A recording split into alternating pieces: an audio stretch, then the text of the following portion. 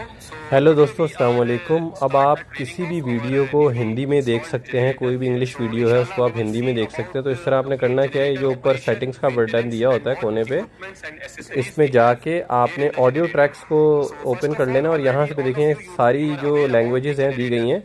तो इसमें से अब मैं हिंदी लैंग्वेज सेलेक्ट करता हूँ और अब आप देखें कि ये वीडियो जो है हिंदी में चेंज हो चुकी है और अब आप इसको हिंदी में देख सकते हैं। तो यही तरीका, इस तरह जो भी मेरी इंग्लिश वाली वीडियो है आप उसको ऑडियो ट्रैक में जाके ऐसे हिंदी पे क्लिक करेंगे, ठीक है, तो वो हिंदी में शुरू हो जाएगा। अब उसके बाद हमने दूसरी लैंग्वेज सेलेक्ट करेंगे, तो जो भी लैंग्वेज में आप सुनना चाहते हैं, देखना चाहते हैं, आप उसको उस लैंग्वेज में कन्वर्ट करके देख सकते हैं। तो ठीक है दोस्तों, उम्मीद है आपको ये वीडियो अच्छी लगी होगी। तो अब आप जाएं और इस पूरी वीडियो को हिंदी में भी देख सकते हैं। Thank you very much. Il ne contrôle que le fonctionnement du générateur et la protection du générateur.